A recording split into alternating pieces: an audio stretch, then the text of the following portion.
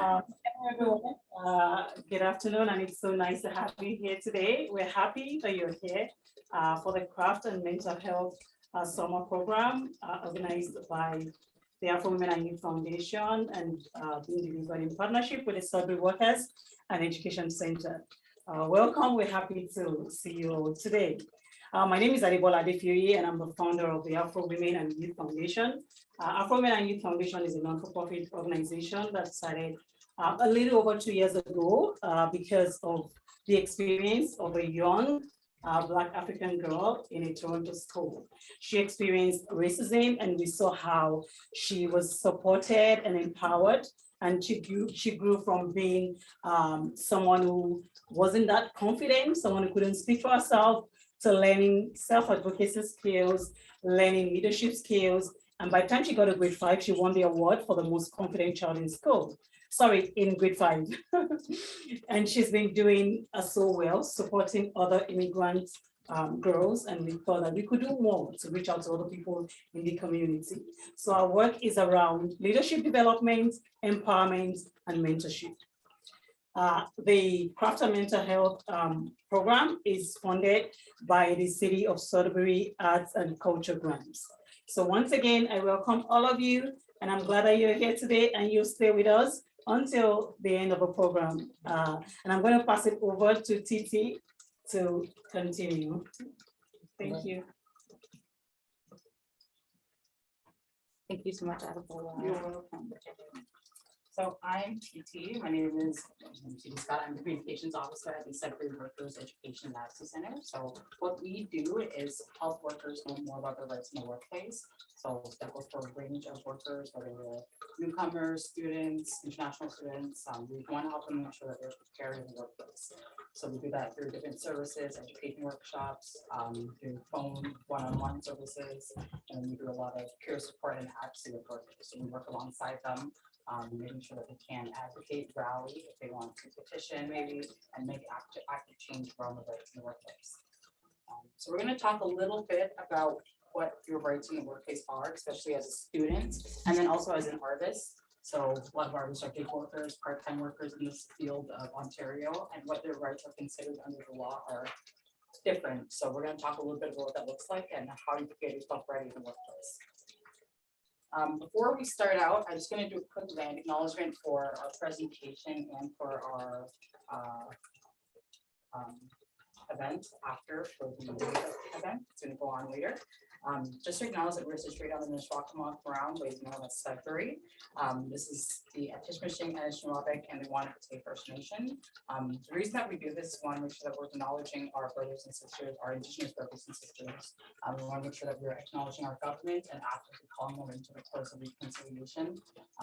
Each and every one of us have a part to do to make sure that we are actively pushing for reconciliation and actively pushing to honor Indigenous practices and Indigenous traditions in our society, especially here in Sudbury. So we need to make sure that we are respecting them and also bringing them to a place where they can actually better themselves and remove from the traditional or the generational trauma they've experienced. So as we get into the fun part of today, one of the important things is that you cannot get in trouble about, for asking about your rights in the workplace. So whether you say, hey, I have a question about my minimum wage, or I have a question about my hours, and maybe your boss says, oh, I don't like your attitude, I'm going to change your shifts, you're no longer scheduled anymore. Anything like that is a reprisal, and that's illegal. You're not allowed to face that. They can't just be mad at you and then, you know, be petty and give you just stuff like that and just give you rude text or something like that. They can't do that. It's illegal, and you have places or support systems out there so that way you don't go alone in the workplace.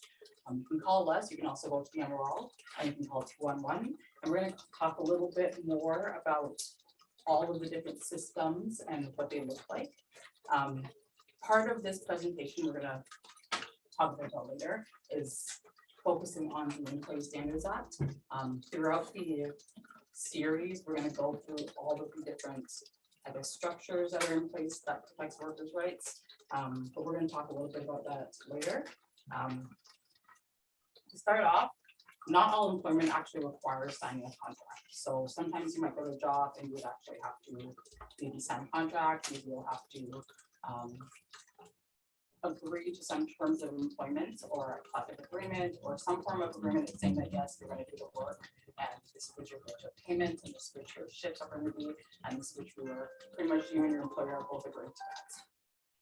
Not all employment is going to do that. A lot of part-time work that you're going to go to doesn't actually need to sign anything, and you can just end up just having a job. They may pay you cash, they might pay you debit, or they might pay you direct deposits. All that is legal. We're going to get into that later. The important thing is that you can take that contract home with you. You have the right to take it to be signed, have somebody else look at it to make sure that you're not the only person who's taking in all the information there. So that way you can have another person really check it and say, yes, this is the best information for you, or this is the most crucial information for you. And of course, lawsuits spontaneously spring into being. You're the ones that change them and bring them into act. So we can obviously make new change and make new laws. A little bit later, we're going to have an action that hopefully you guys can get involved with and sign a little petition with us that we're going to talk a little bit later. So again, this series is going to go over 3 different areas of the provincial protection laws for workers. You have the Employee Standards Act and the Occupational Health and Safety Act, which is set up by your Ministry of Labor. And then you also have your Human Rights Tribunal or Human Rights Commission. And then recently there's an extra legislation that was put on for gig workers or digital platform workers, which we're going to talk about as well. We're not going to go through all of that today. That's a whole lot of information and nobody wants to sit through that. So we're going to go through just the ESA and gig workers today. And then throughout the rest of this series, each of these Saturdays, we're going to go through the rest of them. So we hope you guys come back and get the rest of this amazing knowledge and get prepared for, whatever you're in the workplace, whatever your next position is in the workplace. Federally, workers' rights are protected otherwise, but we're not really going to get too deeply into that today. So to start off, the Employee Standards Act is that little green paper that everybody should be given when they start out in the workplace. Tradition, it used to be that it had to be posted in every single workplace, but now it just has to be given to you within 30 days of the hire. So as long as you're hired, within 30 days, you should see a little nice package from your employer that says, yep, this is all things you have to read through. So that way you know all the policies, procedures, and how to work here. And you're probably never going to look at it, but you're going to have that. And inside of there is going to be buried your ESA Employee Standards Act. I encourage you guys to go take a minute and look through that. It sets up things like your minimum rights, your minimum standards, and termination pay, things that you're going to be entitled to as a worker and as you're considered as an employee under Ontario. So things like your minimum wages and your minimum ages, it sits out. In Ontario, if you're under the age of 18, you cannot be employed full-time while you're in school hours. So technically, you should be in a classroom under those hours unless you have written permission or authorized permission. The minimum ages to actually start working in Ontario is segregated in different areas. So 14 for cash, you'll work in an office area. You have to be 15 to actually work in food prep. So if you want to serve, if you want to maybe flip burgers, if you are, working at McDonald's and you want to work on the grill, you need to be 15 years old. A lot of times workers may put people on the grill or put people on the back end, even though they're 14 years old. That is technically not right. And you have the right to say, hey, I'm not old enough to technically do this, but that is a situation that happens a lot. And it's important to know more about your rights so we can hopefully do something and have some supports with you. So you're not alone when you go to your employer and say, this is not right. Again, you have 16 years of age for construction and logging, so the more heavier duty equipment and things that require a little bit more health and safety, you get a little bit older. And then mining, which is really big up here in the north, is 18 years of age. Your minimum wages, which is the fun part, but not so great if you're a student, is $14.10 until you're 18 years of age. So until you're 18, you're making a student minimum wage, as long as you're employed under 28 hours per week. Of course, many times employers can write this off that you are still doing 20 hours a week, even though you may be putting in more and putting in as much as your coworkers who are just regular part-time workers. And they can use that as an excuse to underpay you and keeping you that student minimum wage. So technically, you should be entitled to $15 minimum wage when you're working 28, anything over the 28 hours a week that you agreed upon. But of course, there are ways that they can get around this. So again, we encourage you to reach out if you have questions or you want to know a little bit more. Do you want to say something? You need a work permit? Yeah. So if you are not born in Canada, you need a work permit. were born in Canada and became a citizen or permanent resident, you are PR. Yeah, PR. permanent resident. You need a work permit, right? Like you don't need a work permit. If you're a permanent resident, you don't need a work permit. Oh. You're considered a permanent resident. So you're and then That says you have to be 16 before you can work. No, like it says like the legal age before you can work under 18 is 16 years old. it's 14. It's 14. But as a parent, I can understand why. Well, I'm not a parent, but as him, I can understand why he may not want people going out to work, children going out to work. When I was a kid too, it was scary to go to work at 14. I have a question. So, why do some people employ like 11-year-olds? Yeah, a lot of times it's like family businesses That's like or big small So- businesses. Because when my daughter was 11, she insisted she was going to work. We said no, but she said she was going to do it because she wanted to make her own money. So she reached out to those people who dropped newspapers. And then they came to the house and she did the contract and paperwork. And I was asking if it was illegal, like why? They said no, that they have people who do it. So the So newspaper. she was employed, but we were doing the job because we had to drive her on the street to go drop it. So after a few weeks, we said, you have to resign, like tell them you don't want the job again. Because we were the ones doing the job, because we had to drive her around the streets to go drop the papers. So that was how she stopped. So now that you said 14, I'm like, okay, so why did they allow 11? I remember I was 9 and my mom set us all up for the newspaper one at a time at 9 years old. Yeah. And so the technical answer is that if you're working delivering newspapers, Yeah. if you're doing babysitting, you're not considered to be an employee. Okay, You're considered to be an independent contractor. You are working for yourself. You're not being paid a minimum wage. You're not being paid by the hour. You're being paid to do the job as an independent contractor. okay, And so technically they're not employees, so they can work at any time. Contracts with people who are not yet the age of majority are not necessarily enforceable. okay, And so a youth can, in many cases, repudiate a contract that they've signed, although with employment, it can be harder to repudiate those contracts. So, so that's the technical reason, is that they're not considered employees, they're considered independent contractors who have started their own business okay. and are fulfilling the contract that they have signed on that business. Okay. And then we're gonna get into that a little bit later too. A lot of those are exempted from protection of the ESA and the rules of the ESA. So we're gonna talk a little bit more about that as we get into it. But to get through the rest of the wages for you guys, the general minimum wage, which is a little bit better than the actual student minimum wage, is $15. So you make a whole 90 cents more if you're above 18, which is just crazy.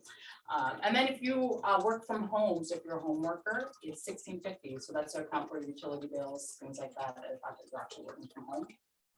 One of the important things to acknowledge is that training must be paid.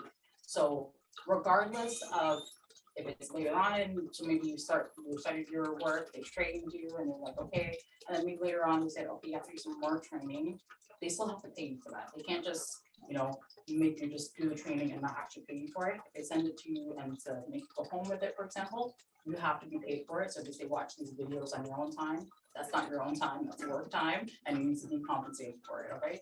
It can be paid at the minimum wage. So maybe you guys agreed upon that you're being paid minimum wage at $15 above student minimum wage, even though you're less than 18.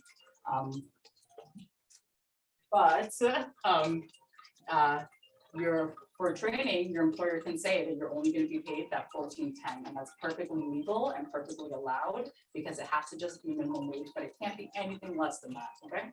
And then one of the important things to look at is general minimum wage is same as serving alcohol minimum wage, which is $15 an hour.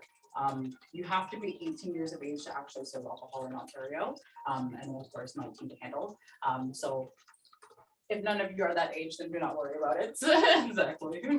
And then mixed rate. So sometimes if you're employed at some places, you might have to, you might be making a mixed rate. This is if you're doing multiple positions or you're taking on different areas of the work. So maybe you're doing the training and that's a supervisor role, and your employer actually says, hey, I'm going to comp you for the training that you did for the person that I just took on. And because of that, you get an extra maybe $50 an hour or whatever you guys agreed upon, an extra $5 an hour on top for when you do training, an extra $1.50 for when you do training. It's not very good as $5, but you know, whatever the agreement is, you get an extra mixed rate. So what you're going to see on your pay stub, which we're going to talk about later, is an extra area that says how many hours you got paid for that mixed rate, and then what that actual rate is. So it'll be a different rate than what your regular minimum wage you guys agreed upon is, but you'll be paid for that. And of course, you just want to make sure you're checking out for that, looking for it on your pay stub to make sure that what your employer said to you is true, and that they're not just telling you that they're paying you for stuff that is not true on your pay stub. And then as we go into more of this, payments and deductions. So,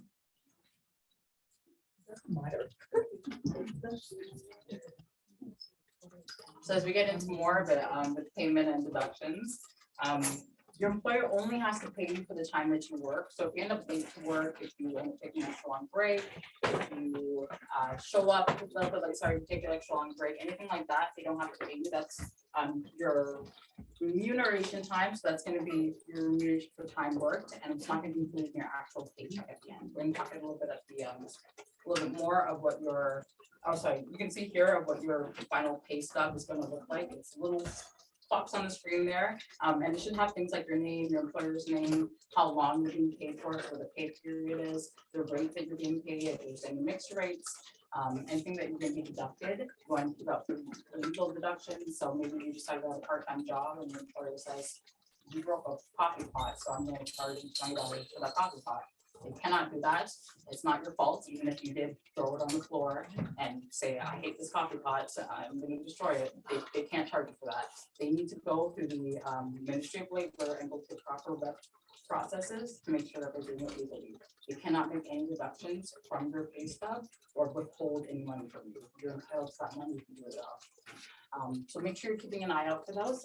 Also, you want to look for legal deductions, so things like EI, so that way you're making sure that you can actually go and accept EI later on if you need it.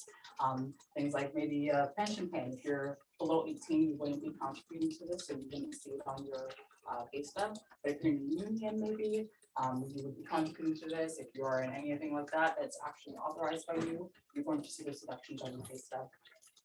And then time and work, which is how long you can actually work per day. So you can't work any more than 15 hours per day, and you have to have 11 consecutive hours off each day.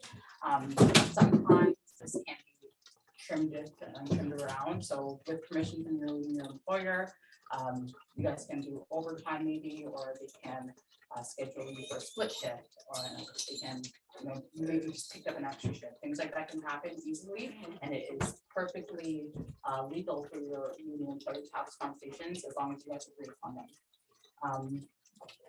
One of the important things is that you're entitled to your break time.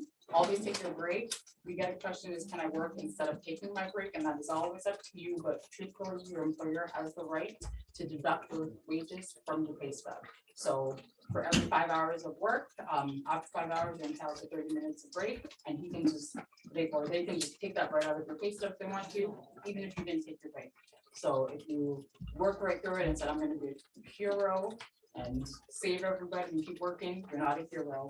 They're still deducting you those wages and you're just saving money. So take your break. That is best for you, and it's an unpaid time off. We're gonna not really talk a little bit about overtime, but it is scheduled at over 44 hours a week and over. It's gonna be at 1.5 times your regular pay rates, and it only needs consent if it's over 48 hours. So you can do overtime above 44 hours as long as it's, you guys agree upon that, but your employer can schedule you guys for that. 3-hour rule is what I really want to get into, is that you have to be paid for at least 3 hours of work if you were sent home early, but you were scheduled for a shift that was longer than 3 hours. So let's say you showed up for work and you're ready to go, and the employer says, "Oh, I'm so sorry, it's super dead today. We don't need you. Go home." No, they can technically do that, but as long as they're sending you home, they need to pay you at least 3 hours. And as long as you're scheduled over the 3 hours. Don't just go home and say, "Yeah, I'll go home." Usually, you have to be sent home. So if they go, "Who wants to go home?" and you're throwing your hand up saying, me, my bag's ready, let's go. Then they don't have to pay those 3 hours, and you just, you get to go home at least, but you don't give them money. So stay at least, but make it look like you're giving up a fight. Say, "I want to stay." First of all, you're putting on your bag, and then go, as long as they're telling you that. Okay, so we can make that 3 hours and at least get yourself a little bit of money in your pocket. Going to some more fun things is holiday time and pay. This is going to be paid at a premium pay, so 1.5 times your hourly rate for all hours worked. And you can receive public holiday pay, which is an average of 4 hours before the week before, divided by 20. So this is an example where you're going to be paid for the holiday, and if you're working on the actual holiday itself and you guys are open and running. If not, maybe you guys' business is closed that day, then you would just get the statutory pay, or stat pay, which is going to be the 4 weeks divided by 20, and then whatever that pay is.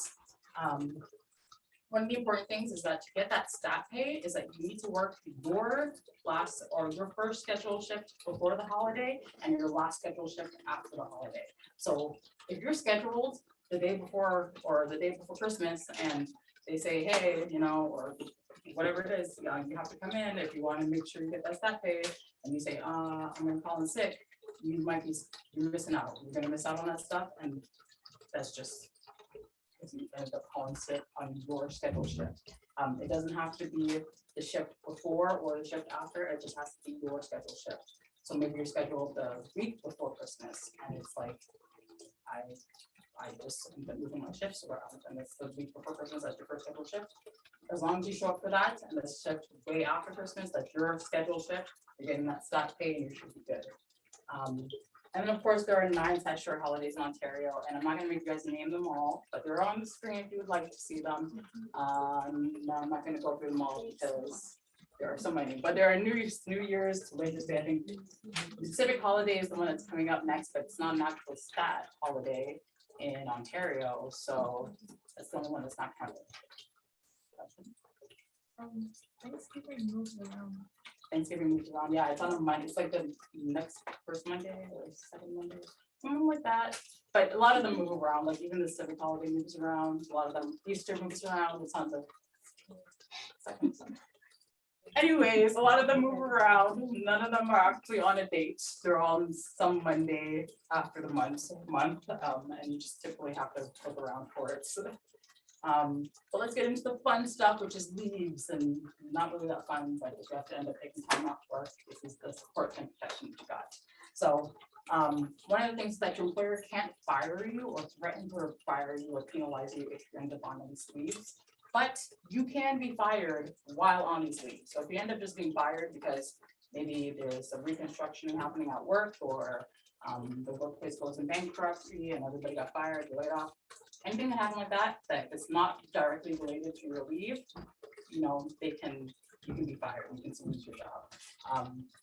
And that can happen. We've seen it happen to a lot of workers on pregnancy leave, a lot of workers on, especially the infectious disease emergency leave that we have right now. So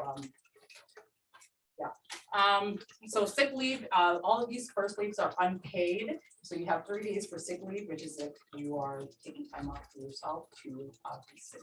Of course, the employer can ask you for proof, so they can ask you for medical notes. They can't ask you for diagnosis, so they can't say what do you have, but they can say, I need proof that you need time off.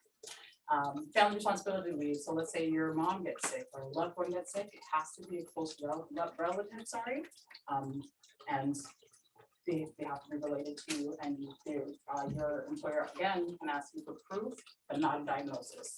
Bereavement leave. If somebody passes away, you only have 2 days to grieve, so not really a lot of time if you have to go to a funeral that's halfway across the country or in Toronto even. But you have 2 days, unpaid again, and it has to be for somebody who is related to you. So if your best friend passes away, so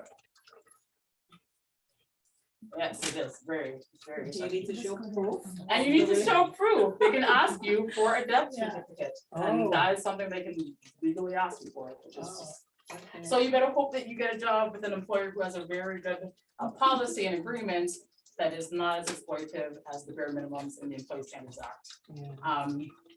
The other minimums that, or the other job protected leaves that I wanted to go over, I did have pregnancy leave. Pregnancy leave was in there, but I guess I hit the slide, apparently, sorry. Do you need proof to show that like the family members? That they're a family member. Like what I just asked, where you said. I think you could do ask need to for- prove that they're related, like last name, or someone like that to show that they're related to you. Your employer can ask for proof for all of the leaves. And there is some up to discretion. But yes, your employer can deny you leave if it's not a close family member for the leave. So you can't lie and say, like, it's your best friend, and say, it's my sister though. It's my sister." You can't say that. You can say, what's your last name? Let me see. No, sorry. Unfortunately, it's that crappy, but hopefully you guys have an employer that is, most employer contracts and policies are typically a little bit better, but then again, a lot of them are not, and they just give you the bare minimums and be like, yeah, that's it. Like a lot of part-time jobs, I'm not gonna give you names, but. The other job protected leaves, again, there are sexual domestic violence leave, there is pregnancy leave, and there's infectious disease emergency leave. So one of the things with sexual or domestic violence leave is that if you end up having to go on this leave for any reason at all, the employer does have to protect you, and they do have to make sure that you're protected at the workplace. So they can't just give out your information in the workplace. They can't say where you went, or they can't say what's going on to anybody that might come into the workplace and say, hey, where's Kendra? I know she works here. Like, they can't tell them, they can't do that. And they can refer to you, and they have to protect you and anybody in your immediate area, so your children or close family. But Before you go now, so I want to talk about the sexual or domestic violence leave. I feel like a lot of people don't know about that. It's the first time I'm hearing it. I support women experiencing gender-based violence as a certified counselor.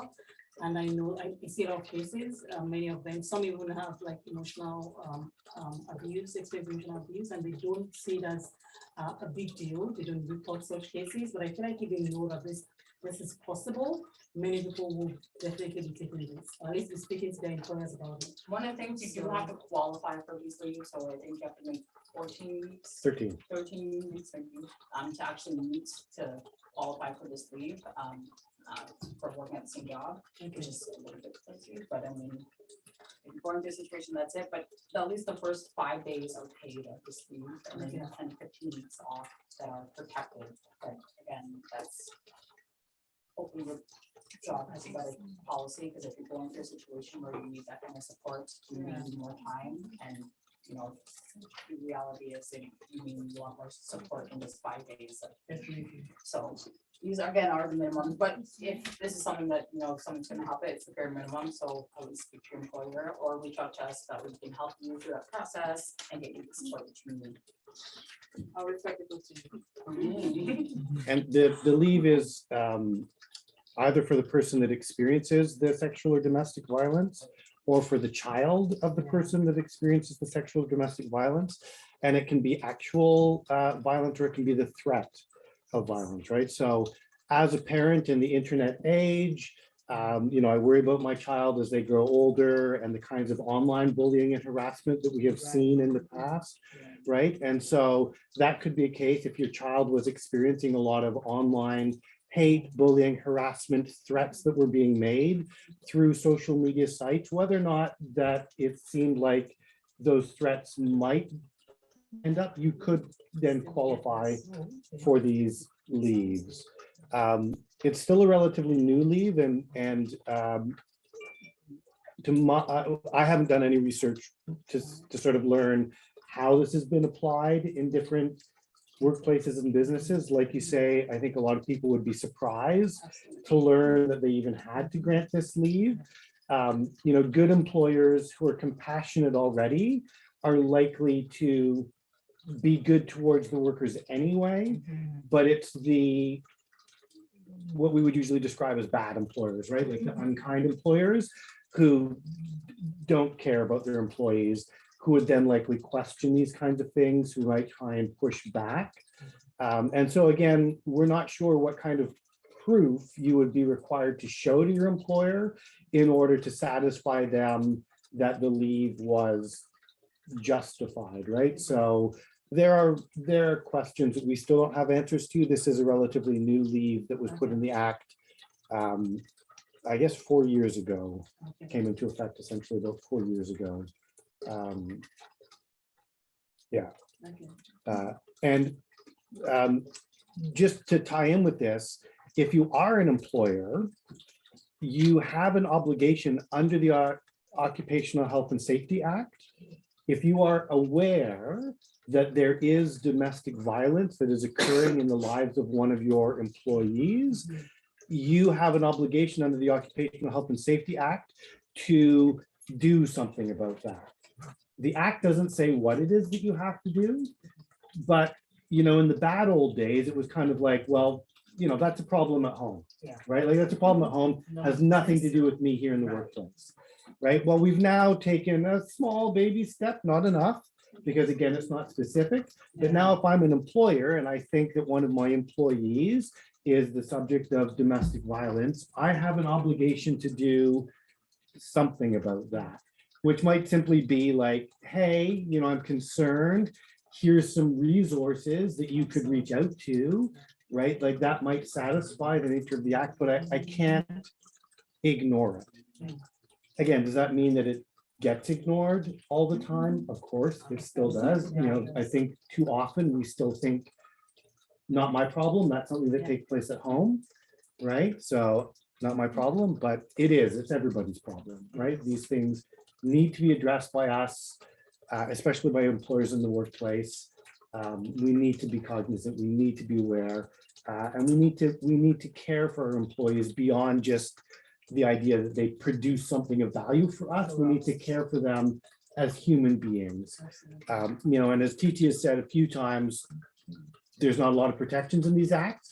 That's because unfortunately at the heart of the philosophy behind this is this idea that workers are essentially lazy, you know, they don't want to work, that we kind of have to force them to do things, otherwise they'll take advantage, right? And that's unfortunately the philosophy that underlines these things.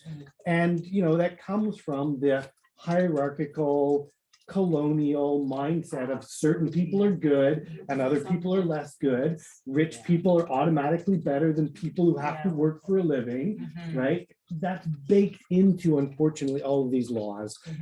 You know, we obviously don't believe in that. And TT is going to talk about some of the ways that we hope that you'll join us in taking action to make better protections for workers to change the laws. Sorry to talk so long, I do get I passionate. wish I turned the camera around now because now they're just gonna see the words popping up, but thank you for that, Scott.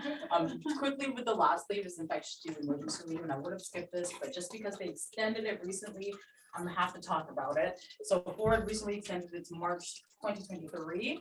That's all the way next year, and then you have 3 paid days of infectious disease emergency leave. You have to take off time off work for reasons related to COVID. So if you catch COVID, if you need to many things, get tested, if you need to get a vaccine, there's many things, there's many lists. You have a job protected leave for those 3 days, and you have to be compensated up to $200 per day for each day. So that's up to $600 at least that your employer can pay you back for time off that you have to take for related to COVID. Of course, 3 days is not enough, and we're going to talk a little bit about that on another day, not today of this series, and how to take action to call forward to give us some more permanent paid sick days, so that we actually protect ourselves in the workplace and have some time off when you get sick. It's not just 3 days, because the majority of sickness lasts a week. So, but then again, one of the final things I want to have was termination pay and severance pay, which is if you lose or quit your job because you didn't comply with the employer's mandatory COVID vaccination policy, you can be terminated and you may not be eligible for certain benefits such as EI. You want to keep an eye out for certain codes that have them listed here, such as code A, code D, E, N, and code M. The most important one is code M, which is for dismissal, for not following the public policy, and then code E or N, which is you quit for not following COVID policy. And again, any of these are not going to be eligible for EI at the end goal. So that would cause a hindrance if you actually talk termination pay, being eligible for severance pay or EI again. But if you are eligible for termination pay, which is if you work longer than 3 months for the same employer, which is past that probationary period, which is when the employer can fire you for any reason and they don't have to give you any money, they can just fire you and say, yep, that's it, I'm done. But after those 3 months, they have to give you money or a notice. They can still fire you for any reason. They don't have to give you a reason of why they fired you. But if they do terminate your employment with them, they have to give you a notice that's as long as a week for every year that you've been working there. And if you haven't been working there a year yet, then it's an average of your last 12 weeks of payment. So if you don't get notice, then you're entitled to payment. And then again, termination pay isn't calculated the same way that termination notice is calculated, so a week per year. And then if you're employed for an employer that is a giant company, billionaire company, so they have a annual payroll of 2.5 billion or million, sorry, or it is a massive termination that happens, or you work for the same employer for the last 5 years, and then again they have to meet some different circumstances. Then you might be entitled to a bigger package, which is called severance pay. And this is to acknowledge all the time and effort that you've been putting to actually build the company and build the efforts of that business. And then termination is going to be, you might be entitled to termination for up to a maximum of 26 weeks, I believe. Yeah, so every year work for a maximum of 26 years, so 26 weeks worth of termination pay, severance pay, sorry, you can get. And of course, you can get an even bigger package if you're an employer feeling entitled to that, or if you sue in small claims courts for a bigger package, you may be entitled to that. But of course, if you are ever in a situation where you have to terminate or you have to feel like you're entitled to termination pay, I do encourage you to reach out. A lot of times it is better to get support and so you can get that advice early on before you agree to kind of package. The last thing that you should see when you're working with an employer is record of employment. So if you quit, if you leave, if you just disappear for a couple months and you never call them and they're like, I gotta stay course, they abandon the work, you might see this record of employment, and it's may not be handed to you anymore. They're recently pushing to no longer have any more paper ROEs. So you should see a lot of them only on accessible by the CRA account, and that's also to push people to create their CRA account. So you may only see it accessible, that's 5 business days after your last pay period. It should be uploaded onto your CRA account, and then if it is still given to you in paper form, it has to be handed to you or mailed to you within 7 days of your 5 calendar days after uninterrupted earnings. And again, you can be terminated for any reason. So it's important just again to check your ROE. This is where it's going to see that little code for dismissal, not reason. So run over to your CRA online and check to see what that reason is. Because if your employer is saying that they terminated you for a certain reason, but you find yourself not eligible for EI, this could be why. So make sure you're taking a look at it and you are analyzing all of the elements in there. So now we're getting into the fun part, which is if you're exempted and if you're not included in the ESA. Touching the cuffs is if you work in a temporary agency. So temp agencies are workers that get placed in a job at a client company. Such employments or such employees are called assignment employees. Recently, they initiated a new law that is going to be a system of actually licensing requirements for these temporary health agencies. They're going to be now certified, they're going to be verified, and they're going to be a lot more trustworthy. A lot of the times, temp agencies kind of just disappear on workers, they don't pay them wages, and they leave workers left without any protection or support. And this is to stop that and to actually help address that issue. Of course, there are a lot more supports that should be given with this, and this does not cover all of the protections that need to be offered, but it is there. So it's great for us to this is how laws are being changed, and it's great that the government is aware of some of them. And of course, we continue to rally for more laws and more protections and better protections for workers. When you get into the depths of it, your temp agency is your initial employer. They are the ones who are going to be responsible for paying you out your wages, your vacation pay, holiday pay, things like that. They need to be responsible for that. And if they end up disappearing on you, or if they don't pay you those wages, then the client company that you've been placed with is the next person that's responsible for paying you those wages. And then again, as Scott was talking about earlier, you might be exempted, and you might be considered an independent employee, or sorry, wow, an independent contractor. This is somebody who's in business for themselves and they're not really covered by the ESA. Other areas that you might be considered an independent contractor or somebody who's in business for themselves, or if you're doing the newspaper route as a youth, you might be considered a volunteer who's collecting honorariums. You might be just considered collecting small payments of fees. So that's why you're not going to see, again, as Scott explained earlier, any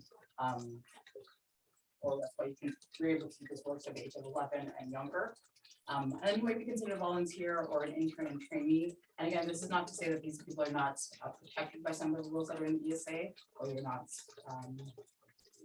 completely excluded for them, but they are still should be protected by some of the minimums. So that means you should still be treated by some of these bare minimums and their treatments. And even if you are considered, you might be considered as an employee under the Ontario or the Employee Standards Act. You might find yourself entitled to certain new protections or certain entitlements. So it's also a discussion that is up to the Ministry of Labor to make the final decision for you if you are confused, if you're I can call myself an employee or am I an independent contractor.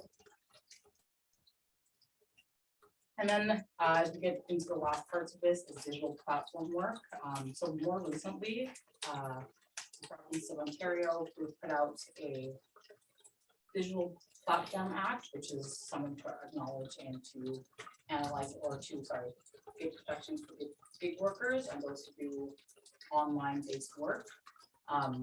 One of the provisions of this act is that it's supposed to actually set up bare minimums, so such as information, actual pay periods, pay minimums. So you can, this is supposed to allow gig workers to make a minimum wage.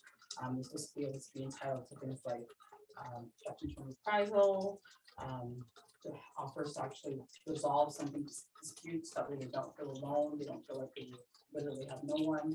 A lot of Google workers get into issues and the only option is to call the police or figure it out themselves because they don't have any laws or protections.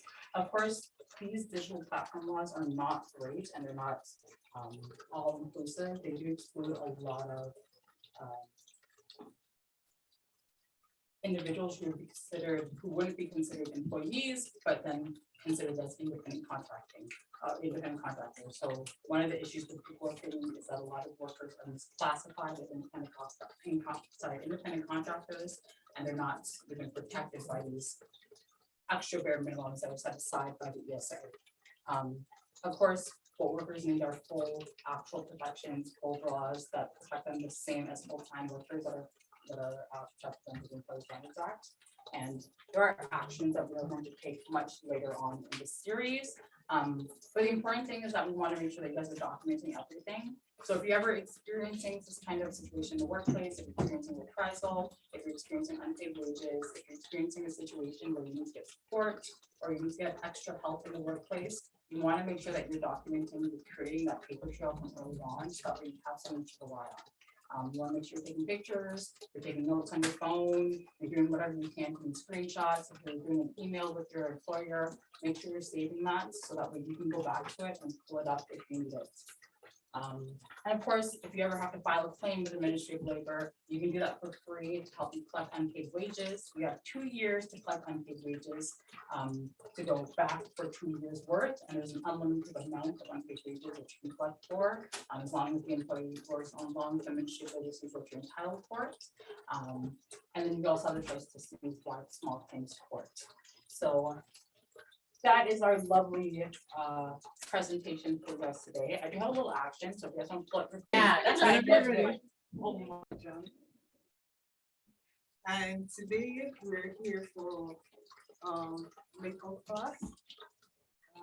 First thing, what makeup is? What is makeup? Makeup is to enhance beauty. Makeup is to look good. makeup is for self-confidence for some people, and makeup is to cover up like blemishes, pimples, and to correct the skin, because it's not everybody that have like equal skin tone. Like me, I don't have equal skin tone, so I correct my face and cover sometimes with makeup. But the truth is, I don't like makeup, even though I'm a makeup artist. So the first thing we're doing is to wipe off our face. Sorry, with this, the wipe. And I'll tell you the different kind of brushes, the different foundations, concealers, and what the job of each brushes are. So, wipe off the face. Before you do any makeup, you have to, even if you just shower, if you clean your face, you'll notice if you wipe it off, whether with wipes or with cotton wool, you still see some dirt in it. So make sure your face is cleaned properly before applying any makeup on your face. Okay?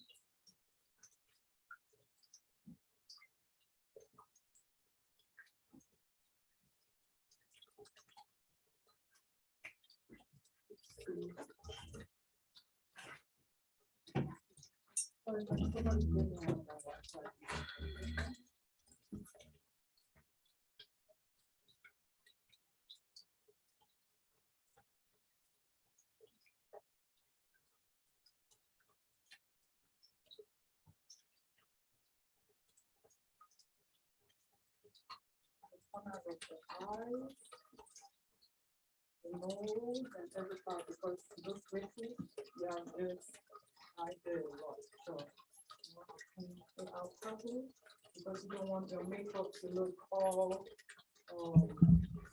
not evened out, so or have patches.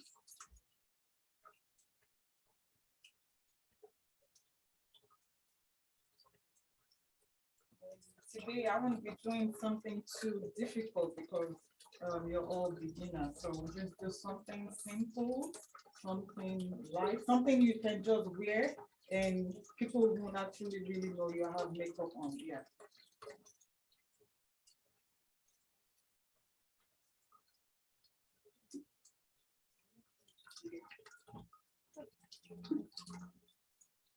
So the first thing we'll do is, I know you might not get this. This is a blade. That is what we use like back home in Nigeria.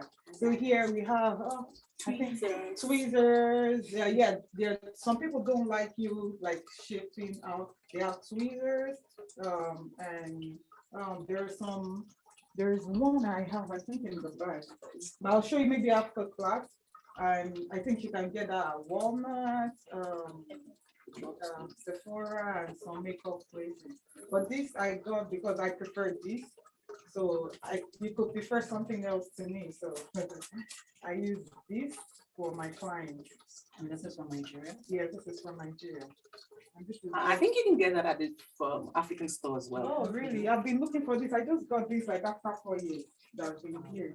So Or you can use the common, there's a razor kind of thing at the drugstore yeah, shop. there's a Yeah. sharpness. Yeah.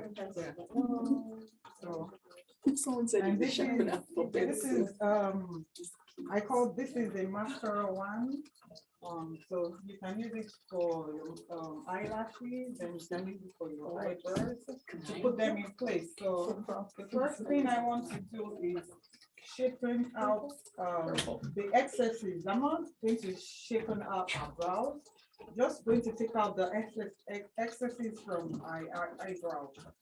So I put them in place and I just you have to be careful with when you're doing it on yourself. So sometimes because you're a beginner, you can just maybe draw out your eyebrows, then you now try and shapen out the excess so it's easier for you. But for me, I already know how to do that. I don't need to like draw the brows and start shaping. So I raise a brow and I start from the I start from the lower level to take out the excess. So I get a turn eyebrow. I don't know if anyone can see what I'm doing. You don't want to come close to the front.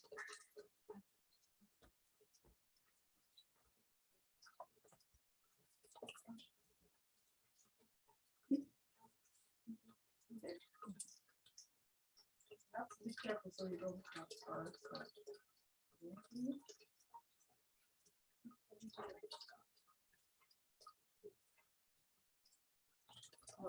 The next thing you want to do is to moisturize your face with your face primer. We have different types of face primer. Like face primer helps put your makeup in place.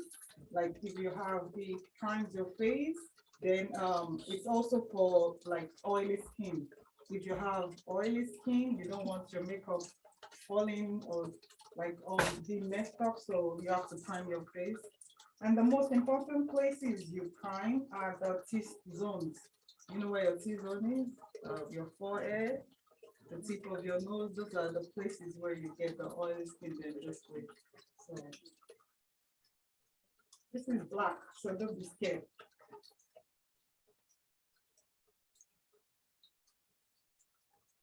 Oh, sorry, I'm using my hand. You can use your brush. Yeah, just we can use any brush to apply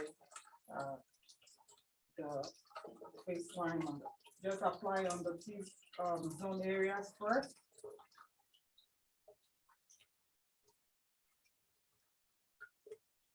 You can apply all over your face also. It's not, but the first place is the one I'll put them on the T-zone.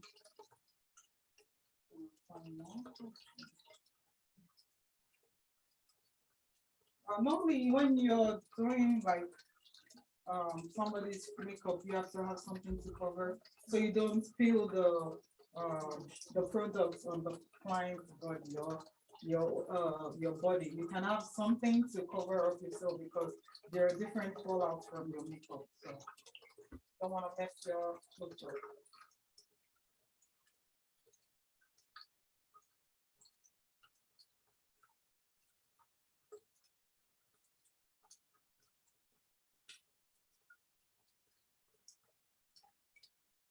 Then the next thing I want to do is draw out eyebrows myself. There are different techniques to doing makeup. There is no particular technique you have to follow. Myself, I do my eyebrows like after I've done applying my foundation, concealer, powder. That's when that's like the last thing I do before I do my lips. But because you're a beginner, the first thing you do is to apply because you don't want to like after doing your foundation and powder, you don't want to mess up the eyebrows. Yes, but for a first timer, just do your eyebrows first, then you go ahead with whatever. This is eye pencil. We have different shades of eye pencil also. It's not a long part, so I'll just be showing you this one. And there's another you want you have a question. There are different pencils. And sometimes there is also a liquid type of like eyebrow gel that you can use your brush to apply. Yes. So we have different, it's not just we have the eye pencil, we have the gel for brows, you can use brush to do that also. I just wanted to, before you move forward, so I just wanted to say that for the face prep as well, I'm sure you'll have your face moisturizers. So this is also once you're clean and all like Yeah. showered and everything Yeah. before you start your makeup. So just not to forget, maybe whether it's a Yeah, sunscreen yeah. or whatnot that you Yeah. apply on your face, Apply or on your facial face, lotion. So don't forget that, because you Yeah. don't want your face to, you want Yeah. like a base for your, before the makeup. So don't forget your Then we face have care. sprays also, like setting spray also. Yeah, we have a setting spray also. Yeah, okay. You have setting spray, you have finish spray, that's the finish spray, that's after you've done all your makeup. So you can also apply this. We can also apply this before you put your foundation. So the setting spray is not active. No, you can. Setting spray is like in between between. makeups. It's not necessary after you're done. That's the finish spray. That's like the last thing. Finish spray. That's the one I have over there. So the setting spray, you can apply your setting spray, foundation, setting spray, concealer. So it's in between makeups. Yeah. So okay. Let me draw out brows first. So you want to sharpen your pencil, and you start.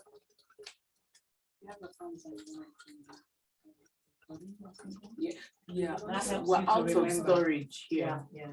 That So helps you to can remember use your because phones it's to there. just kind of, the one that's like very You important. could do to like you. short videos of what Yeah. you need so that you can check later and still. And you can And also try. go to YouTube also. You can learn and watch on YouTube and learn. And the thing is, the more you practice, the more you get You get perfect. better. You don't know things in just one day. Yeah.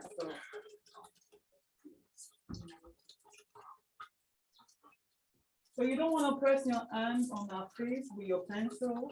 You just want to do light strokes.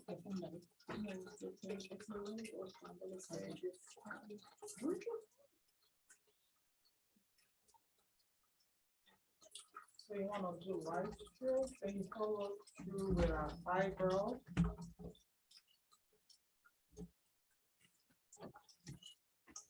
You don't want to press because today it might be too dark or something. Yeah. You just want to.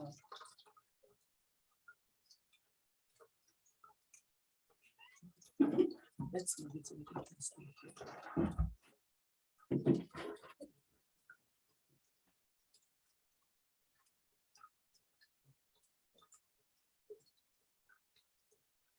So make some stroking to cover where there are no eyebrows. Light strokes like that. And the front part of the brows, you just make, you don't do it as much as you do this part.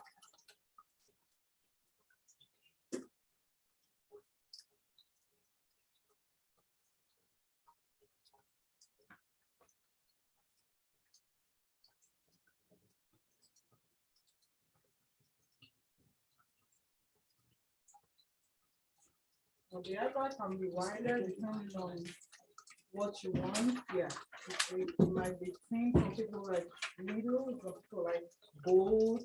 So, like I say, makeup is in different forms and styles. It's not just one type.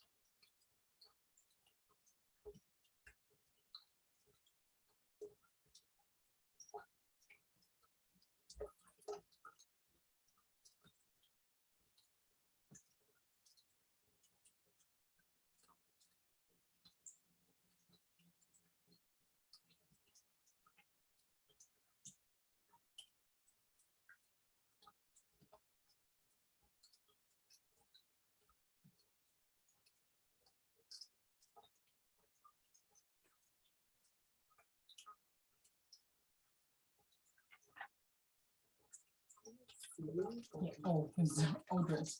Oh.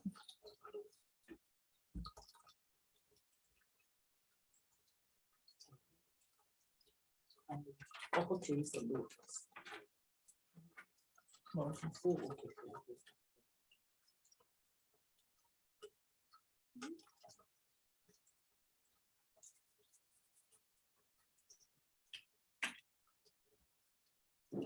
So for your eyebrows, you use your concealer to line, so like highlight to bring it to pop it out. So the lower part you use a lighter shade of concealer, like a shade lighter or 2 shades lighter. You can't go above. Yes, you don't want to start looking white or yes. And foundation also, I'll show you how to know your skin color, how to get your skin your foundation shade. So I'll be using this shade for her. Just apply a little bit on my hand. Just try it and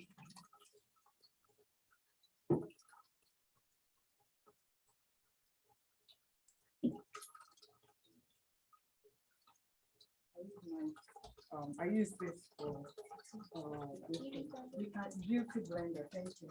You can use your hand to test it. So when you want to test foundation color, you just go, because this part is to the neck, so you have to check with the check with the neck. Then you tap into the skin. You dab into the skin. What do you think? Is that the color? Yeah. No, I'll do another one. So you have to be sure. I'll put another color. Then you can mix foundations also. Sometimes people don't get their right shade. So you can get the foundation and mix it together to get your perfect shade. So don't worry if you don't get your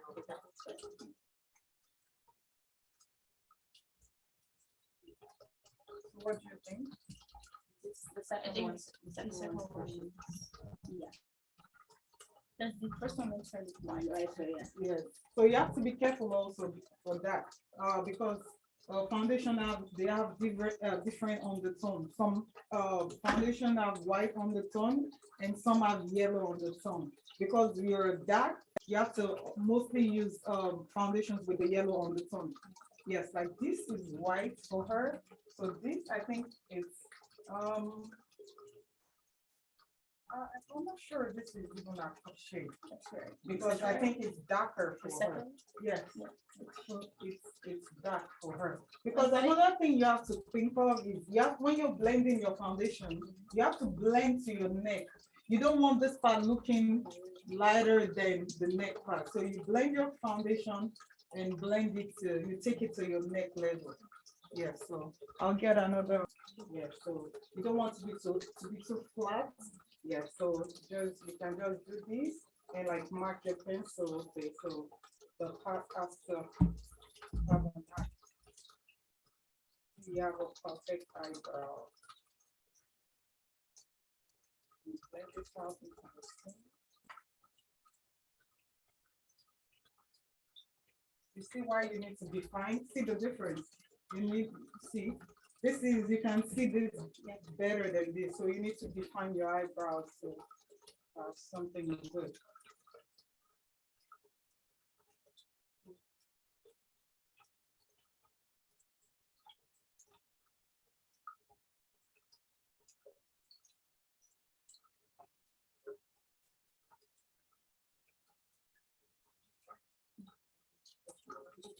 If you have any questions, you can ask me, okay?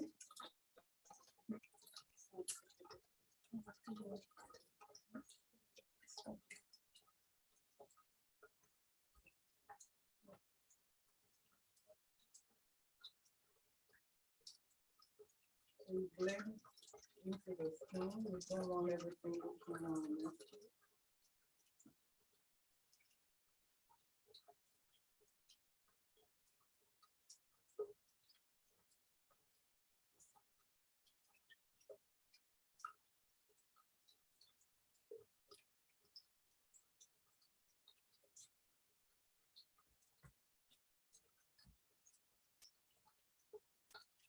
Like you understand everything now.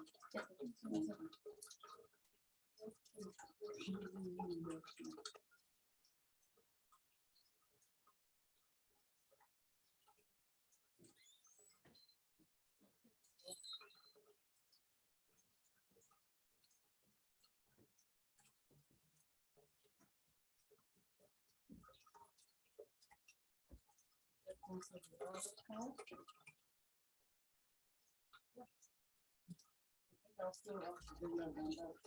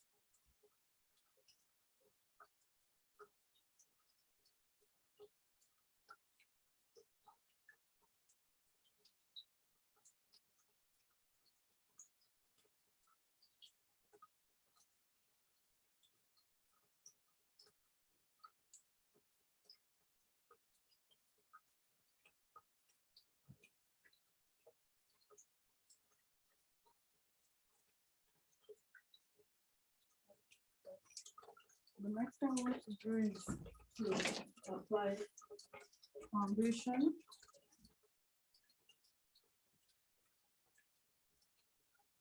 So you can use your real foundation brush. I think that's one now. Okay. The foundation brush is usually the flat surface. Yeah. So you can use your foundation brush. You can use your sponge also. So I'll use this.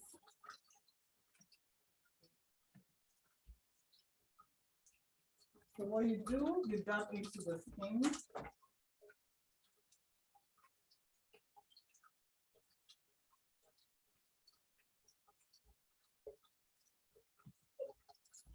You press your foundation into the skin. Then you apply it, so you don't have to apply too much on your skin. Okay. So you cover up bit by bit of course, you don't bring your foundation down, you take it out, yeah. You don't bring your foundation down into your skin, no, yeah. So you take it out from here, you take your foundation out. That's what you've been doing? Yeah, I like put all the points of time. it Yeah, everywhere. You And then dab I into like, the skin. You can dab into the skin. You can dab into your skin like this. Like dab, dab, dab, dab, dab out. Or like swipe out also. We have some brushes with the flat, they are flat. No, not this one. This one you can use dab that also like this. Then we have some flat ones. I don't think I have, no. It's really flat.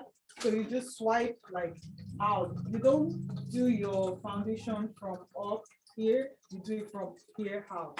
Okay. Yeah. So you apply bit by bit to cover up. Then like she doesn't, she has a smooth face. She doesn't have like black heads or black spots like I do. Oh, there is this color corrector also. You can use it to correct like people who have like two different skin tones. Yes, so you can correct. We have orange corrector, we have green. Yes. Orange is for like the dark skinned people, then the green one I think for white people. So if she had, I think I have one. If she had, we'll have just covered the spots. Like I cover up some spots on my face before I apply my foundation. So yeah. So in case in future you want to like go into makeup full time, so you just know you have to correct uneven skin tones. People with black heads. So you cover.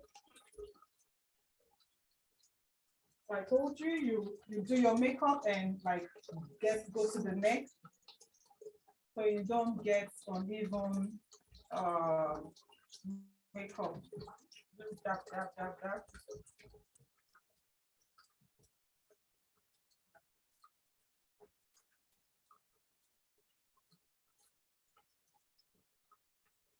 Of the nose, you have to be careful, get everything, get your product in there. Okay.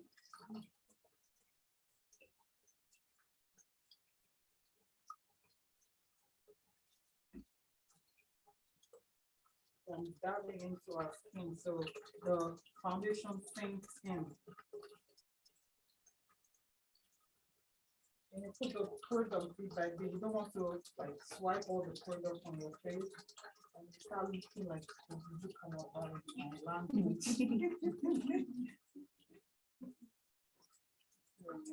Yeah.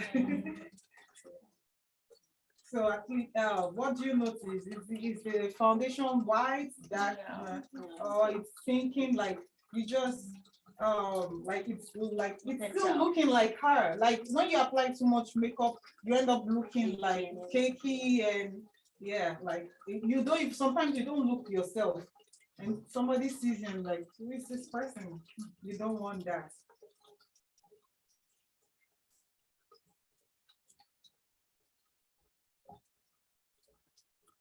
And you can see it's blended out. It's not like you're seeing one product here, you're seeing product everywhere. So it just blends into your skin.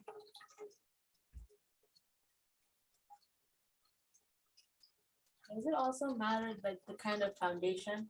Not like the brand, because like No, some of them are like brands don't matter. Like sometimes foundation, some foundation doesn't suit your face.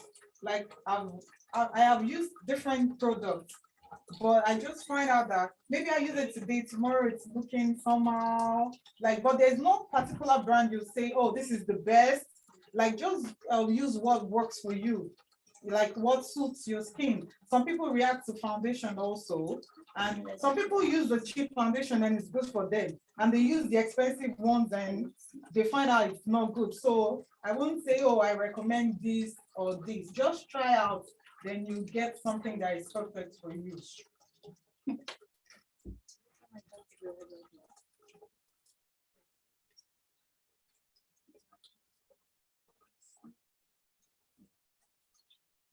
make sure you get to every part of your face. Get the product everywhere.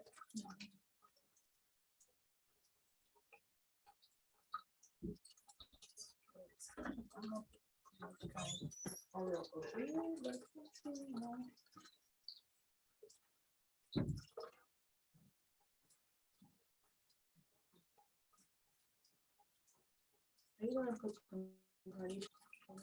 Or are you gonna like blend the Yeah, I'm concealer going that's- here. Yes, I'm going to still blend them out.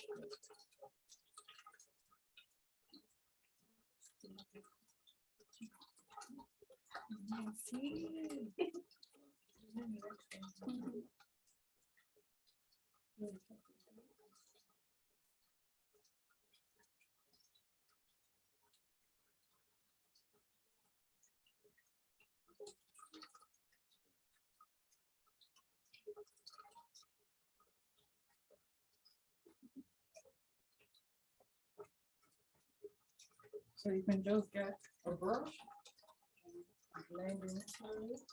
So you can use powder, blend it out.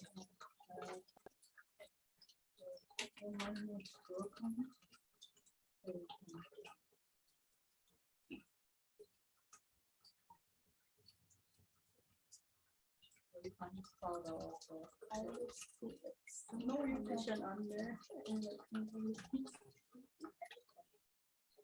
Yeah, be careful also of products so you don't, it doesn't get cakey or messed up. Any question? Yeah. What if you like mess up the eyebrows in the foundation? Yeah, you can just apply it again. Like I Got it. did. Oh, makeup is a lot. Like I did when I messed up. So you just like apply, then you use your foundation to correct.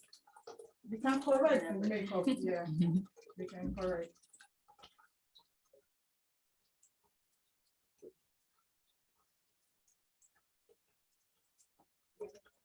Okay, so the next thing now is to apply concealer. So the work of the concealer is to brighten out the eyes. You can see like it's if you're doing your everyday makeup, you might not apply concealer. Maybe just going to school, or but maybe you have a party and if you actually want your face to pop out in your pictures, you have to use your concealer. Okay, so you use your concealer 1 shade, 2 shades lighter, not the exact shade of your face, because it's just like applying your foundation. So you want to use something a bit lighter. You don't want to go too light or too dark. So open your eyes, please. Open up. Just look up. So you just dab a bit. I'm just going to use a bit of product under our eyes, because most times you have dark circles. Like if you notice under your eyes are darker than your face, so you just want to brighten them out. And so we put a bit here, a bit here.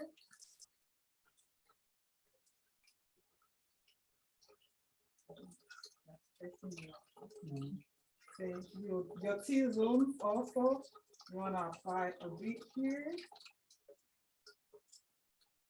for a beautiful picture here also. Then most times we use this to reduce the size of the nose, to conceal. So put a bit here, like that.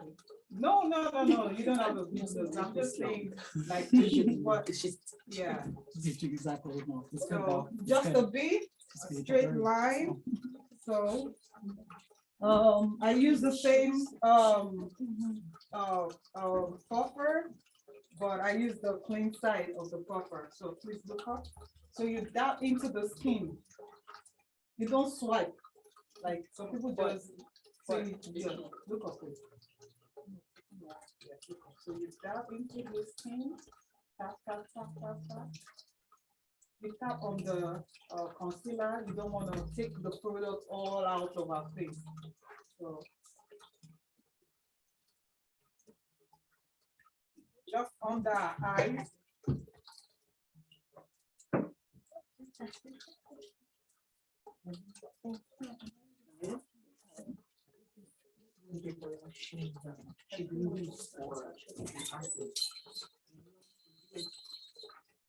And this also helps reduce like your face size. Yes. So you just dab, dab, dab, dab.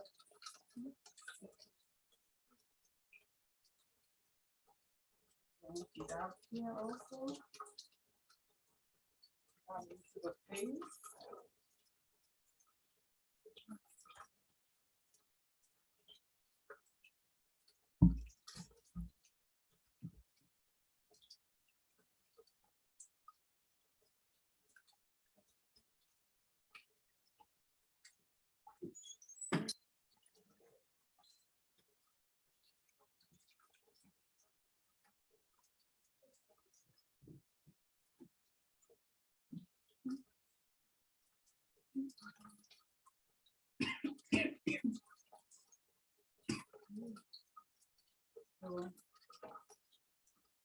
Sometimes this is the forehead. People have large forehead. You use it to reduce the forehead. Makeup is for a lot of different things. Yeah, that's what I was taught. Yeah, I'm not saying you have. I'm not saying you have. I do. That's That's interesting.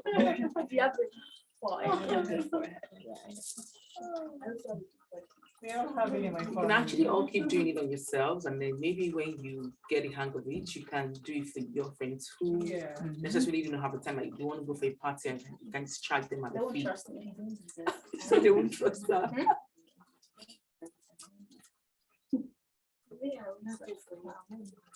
Okay.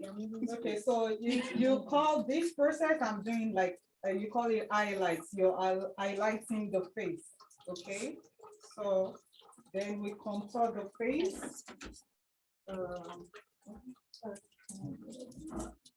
So you want to contour the face, the like a cheekbone. You have to like contour a cheekbone. Then I'm contouring the side of the noses also.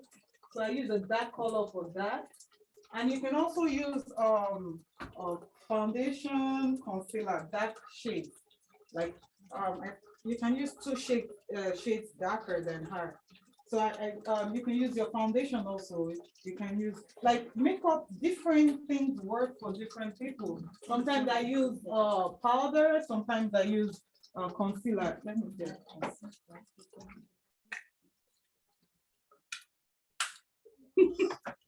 They use what? Yeah, for the white people, they would like use like really dark like stuff for their contouring. No, it's not good. And yes. it somehow blends and I'm like, No, sometimes if you can blend perfectly, if you can't blend, don't do that. Yes, makeup is about blending also. If you cannot blend your makeup, there's no point putting something that will be too much on your face. So you just go with a cheekbone. Then since you're a beginner, you can just tell her to pop. Can you do like look at it? So you can see. So you can get a cheekbone, see? So I walk, when you're applying, if you're doing your contour, you have to do from here down, okay? That's what they taught me, that's what I'm teaching you. Sometimes I try, or it depends. You know, when you do something every time, you get the hang of it and you know what you're doing. When you're applying powder, you have to like dab out your products. You don't want excess product on the face. So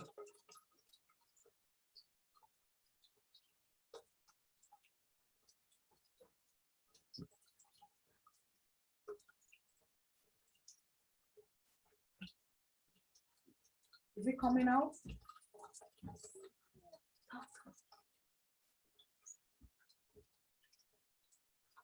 So you can use a smaller brush for this also, to contour our nose. Just want to make a nose smaller. Like, yeah, you know, we don't have pointed nose. Like, so you want, this is like, and when I have customers, I say, I want pointed nose, so please make my nose smaller and make it pointed. I'm like, So this is what this is for. Yeah.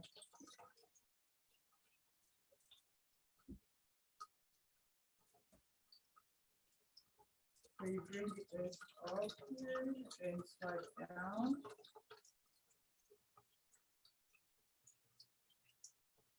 Don't mind me, I'm taking it to higher class instead of staying on your level.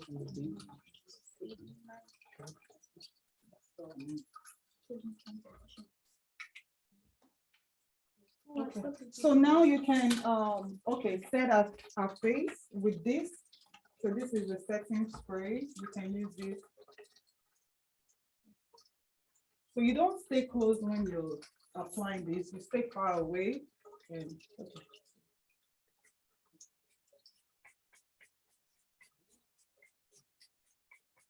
So it sets the makeup into the face. So the next thing I want to do is set the foundation with a powder or setting powder. We have, yes, this is, you call it translucent powder or setting powder. Okay, you can see setting powder.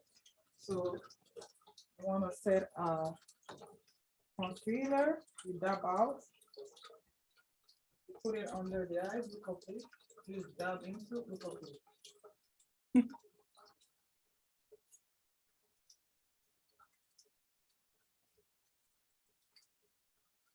So the concealer sits on the face.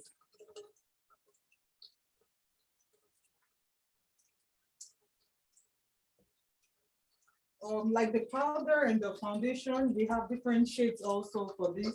So just use something that corresponds with your color, your shade. You just put it on the places where we have the concealer, okay?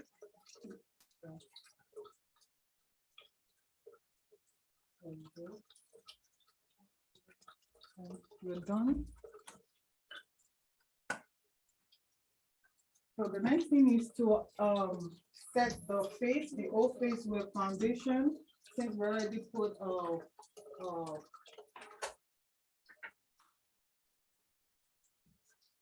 yeah, no, we're using the powder. We don't use translucent for the foundation. We use the translucent for the places where you apply the concealer. Okay, so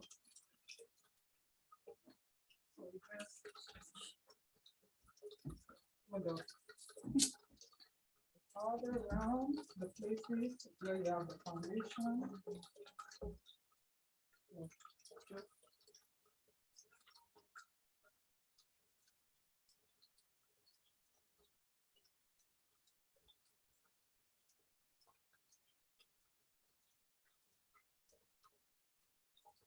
So you see what I mean when I say you have to cover it because you don't want products for yourself, your clothes, a mess of your clothes or your client's clothes. Okay, so the next thing we do is okay, another thing I want to tell you is like our lips. You can like put lip gloss to mat the lips before you put the lipstick. You don't want, sometimes your lips are cracked, cakey, so you want to apply like something to moisturize the lips before you put your lipstick, your lip gloss. I think I saw. Yeah.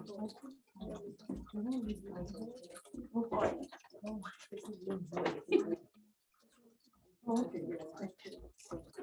You put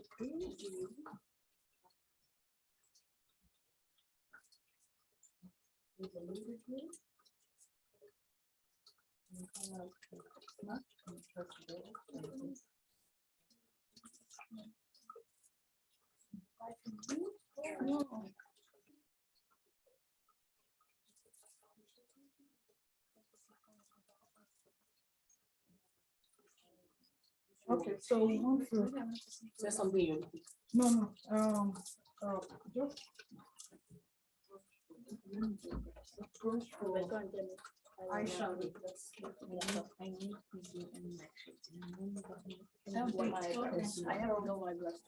This is eyeshadow primer for the eyebrows. So you have to prime your eyes.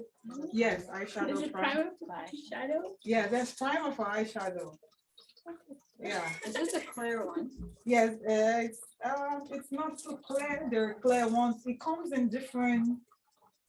Some are matte, like press. This is a bit liquid, so you have to just put it under on the eyeshadow, like the place where you want to apply your eyeshadow. Yeah. It comes in different colors. There's no, I've seen different colors. I've seen white. I've seen this different. And sometimes I use concealers.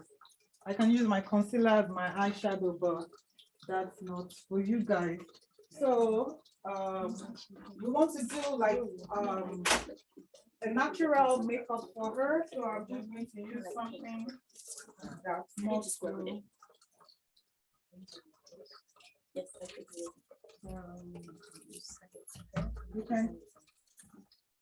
So I just want to use something that's not so. So you just, when you're applying your eyeshadow, you press, you tap, you tap, you tap. You can use your hand, just with the eyebrow, then you press into the skin, press.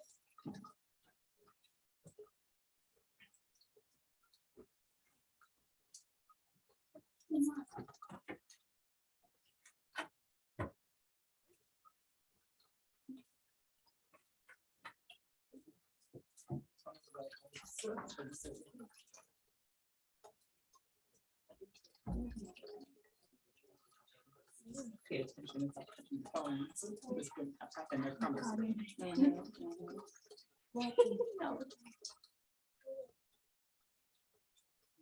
I think that's a head. I have no idea where. Something thin.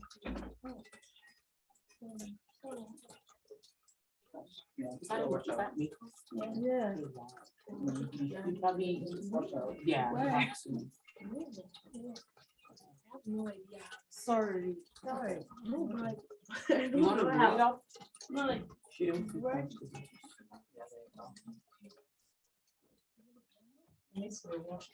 Yeah, when you get washed. Yeah, when you get home, you wash, scrub nice. Yeah, and another thing you can see, you can match your clothes with your makeup. You can see it's a bit matchy to what she's wearing. Yeah, you can match, but don't let it be too obvious. Don't let it be too obvious.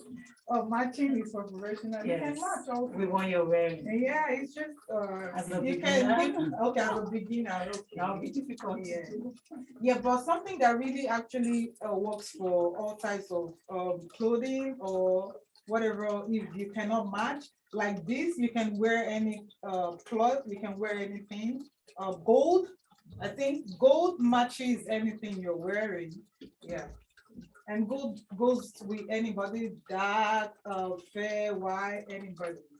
So when you dab into the primer into a skin.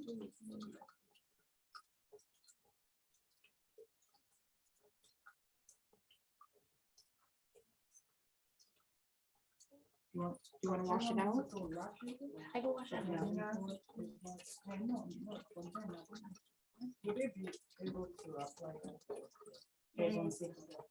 Yes. But do we do it on ourselves? That's the thing. Or somebody that is, okay, so close your eyes.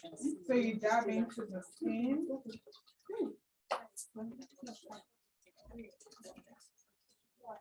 Are you looking at it? Are you ready? All right. So you want to dab from under here also. So you're applying.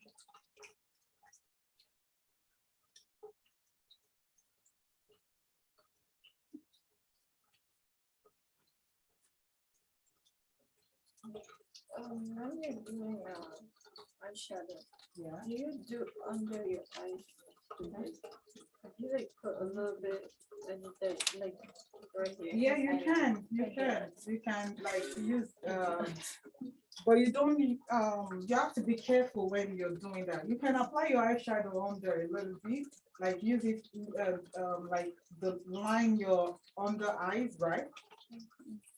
Is that what you mean? Yeah, you can use that instead of your eyeliner, you can, but you have to be careful so it doesn't smudge into the face and mess your makeup up. You understand? You have to be careful when you're doing that.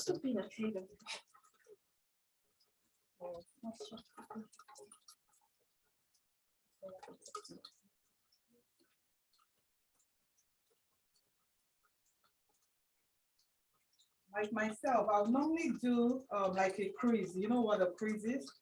Applying like a darker shade of eyeshadow. Yeah, that's the crease to bolden the eye or give the eye definition. So I would normally do crease, like place the darker color before I do this. Yes, but because it's your beginner, so I have to do this first. Like makeup, you can apply either way as long as it comes out beautiful, fine. That's good.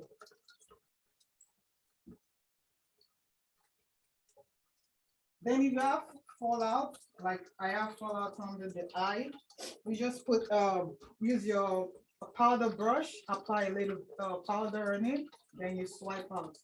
Then you use it to take out the excesses from under the eye. Okay, so we're down here. I'll just get this. So apply the darker shade. So I have the dark shade, but most times darker shade are the ones without shimmer when you're applying to the corner of your eyes, just a little bit. So you can use this dark, or you can use black. You can use black also, yeah, but you have to be, yes, smoky eyes, but you have to be careful with the application. So, and I can mix those dark to very quick. So you apply here. Smaller brush. More, yeah.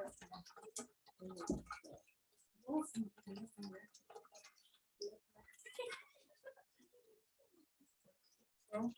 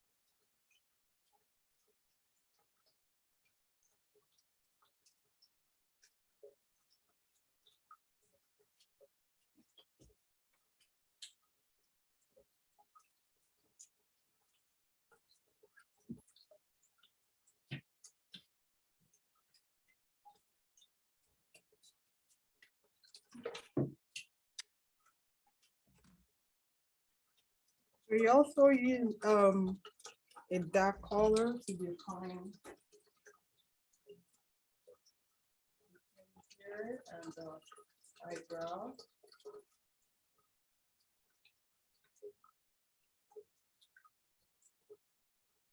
You can also use a dark powder also, not necessarily your eyeshadow.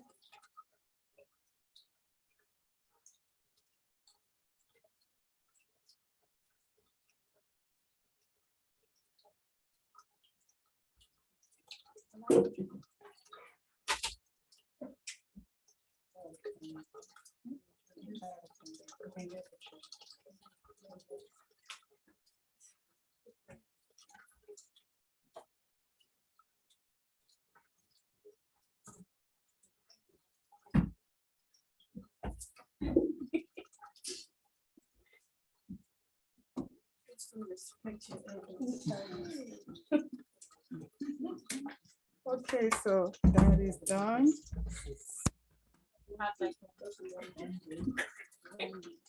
So Not good, no, but 2 more. 2 more. Yeah. 2 more. No, it's actually 1 more because I'm going to. Please, it's 1 more. we wipe out.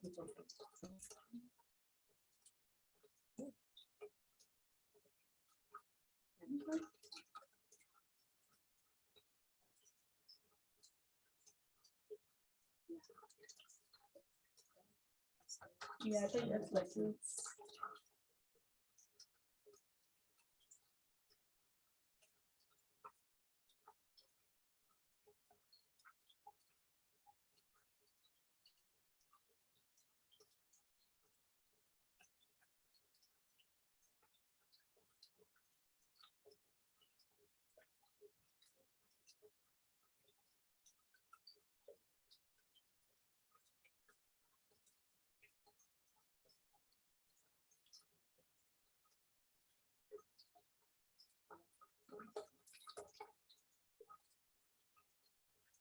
Use your powder to blend out. I don't want to look on white.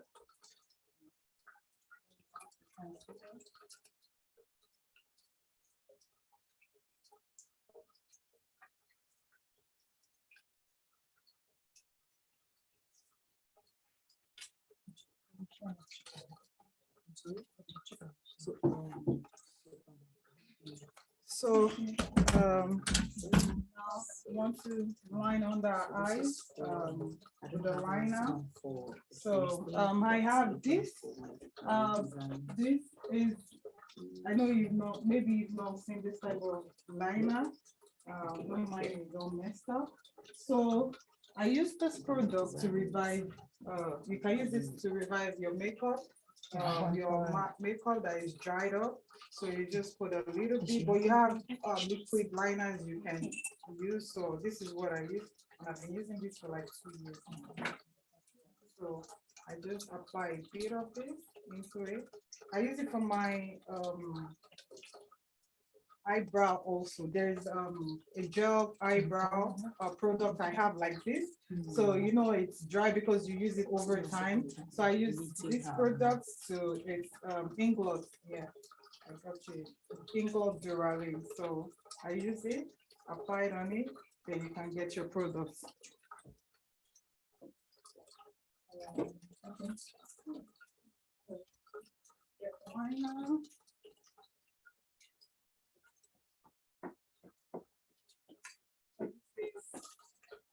My brush, you can use a brush as your liner also. It comes like this. You know, your liner comes like this also. So you can actually use this for lining.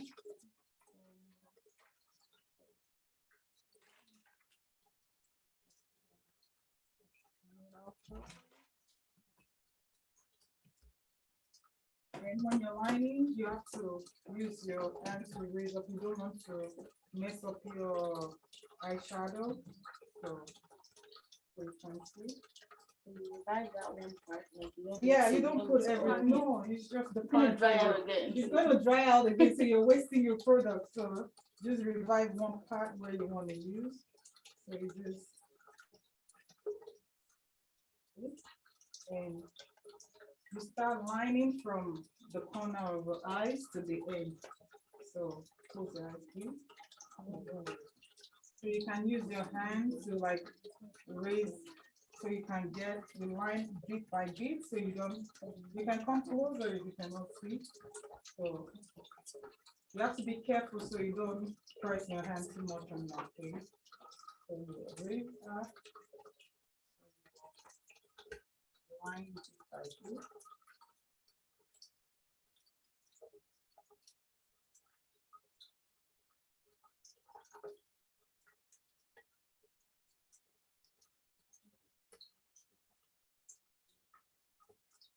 So it would be easier for you if you just get your liquid liner and just line out gently.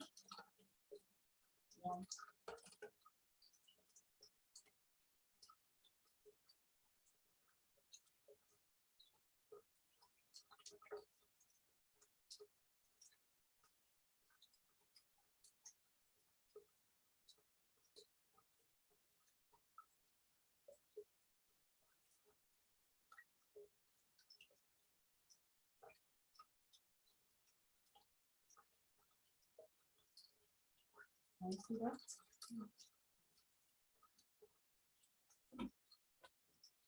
It's not.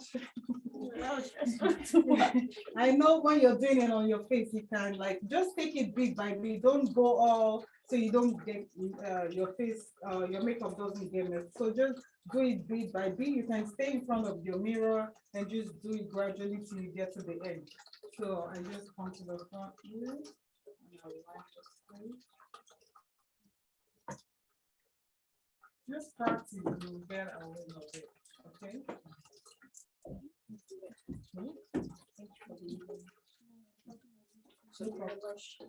See? Wait, can you see that? So you go to the other one also.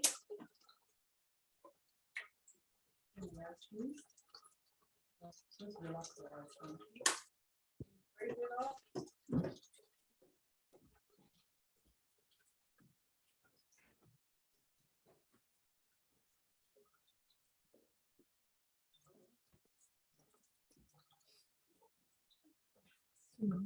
So much. Makeup apart from that.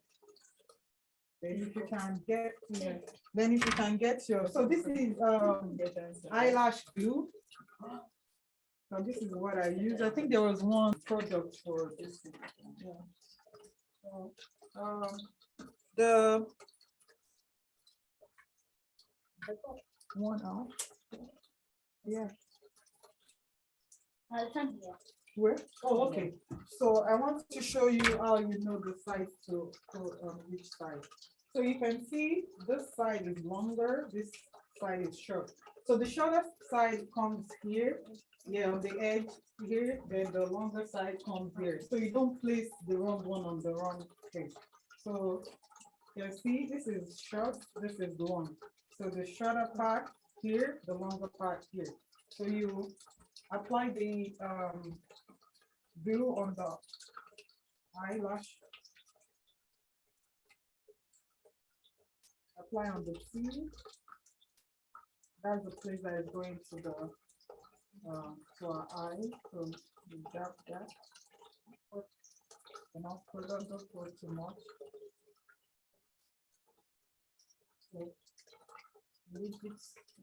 And then you apply a bit of product on this also. Taking it off ever like worth your actual eyelashes? No, this product, I think there's one bond for hair people use. That those ones, right? But this product, no, you just pull it out and that's it. So, And you can reuse. yeah, and then you can reuse the lashes also. Yeah. So yeah, you keep them back in the case. Yeah, the case where you put them from. So I tried using them, but I can't use it. if you have like curly lashes, like she was complaining about her lashes, you can use your mascara to straighten it out before you put your lashes. So I can just straighten out a bit. Our lashes don't get in the way, so a bit of product.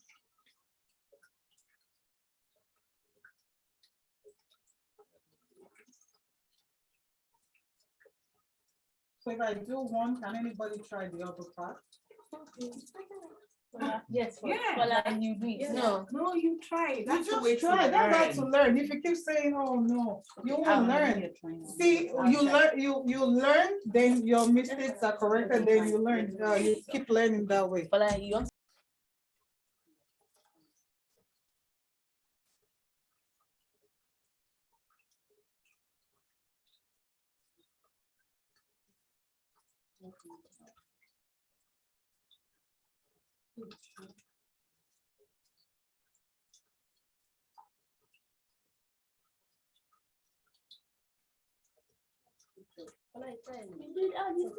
Surprisingly. If you don't try, you See? won't. See? See how easy that works? Wow. See? So you I have recorded the only that. Do thing it like you're doing it again. Okay. On my phone, I mean yours. On your phone, my phone, you said there was no more space on my phone. Maybe for video before. No, it will stop for everything. Once it stops. Oh, wow.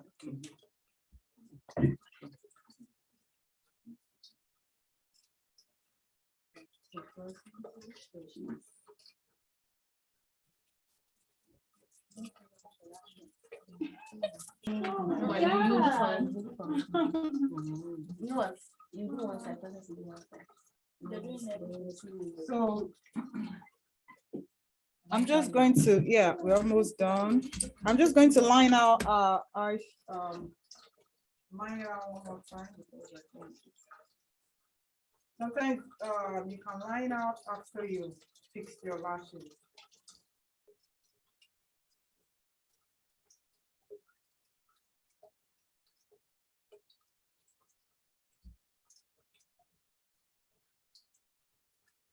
How long can you fix that? You mean that? Your lashes. Yeah, Post the year for a day, and then when you're going to get at night, you treat it, wash your face and take it. and make sure you always wash your face after each day's makeup. You don't want to have your eyes going, your face going like, yes. Yeah, because reactions from makeup are actually not good when you take them to bed for the next day. You don't want that. What if it's not like forever, they just like still react? Yeah, maybe the point of-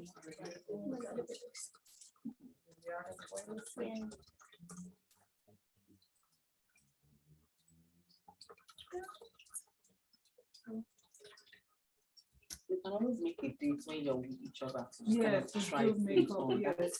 Come on. Also, you can get cheap products from shoppers. Yes. Or Walmart. Even Walmart. Walmart, you can get it. You don't actually have to buy the high-end products, the expensive ones. You can get a foundation as low as $12, $10. Yeah. Yes. Yes, you can get Elf. You can get. I think I have some. Maybelline. Even Fit Me, it's not too expensive. Maybelline, yeah. So products like this are. When you get there, don't worry. Okay, so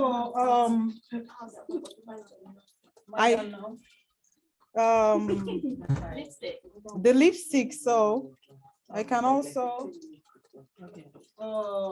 because we're doing a natural, I'm going to do, we're going to line our lips first.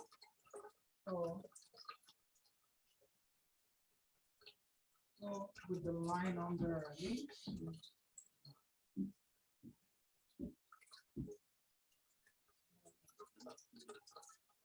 With a darker, it's always with a darker color of lip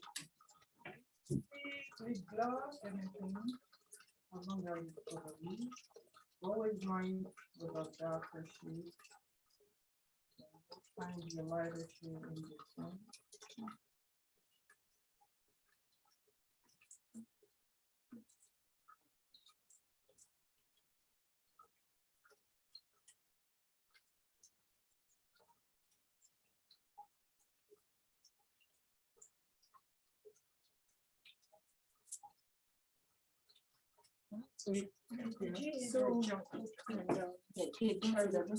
So this one, left to right. Yeah, I think that's what Yeah. Okay, you said you have a story. So so on YouTube, there are these girls that like do challenges. So are there like different things that the product like why can't some of the products be used for different things? Like say eyeshadow, like some of them will use as like highlight or something. Yes, you can use No, eyeshadow. Yes, some eyeshadows you can use I them put- too. I have one. I'll use it for highlight here for you. Some eyeshadows are for highlight. Sometimes some eyeshadows you use them for the lips. Yes, like No, I said, we wanted make to up. do that. I've tried to do Sometimes that, I but I'm, use like, my scared it's gonna sometimes I happen. use my concealer to like on the lips. Okay, so you Like can do that. yeah, I can do that also. Sometimes I put a lighter small concealer, or sometimes I use the dark concealer to line like this. Yeah, so you can make up. I works put with like different pink makeup. eyeshadow on my lips and then Yeah. put lip gloss on top. Yes, and it works. Yes. So makeup, you can do different things with your makeup and So this is a lip seat. So, but before that, I want to blend in this into a lip first. You can also use your lip gloss.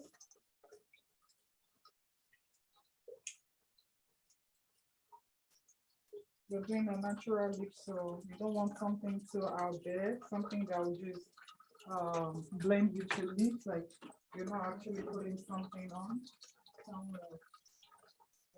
Out.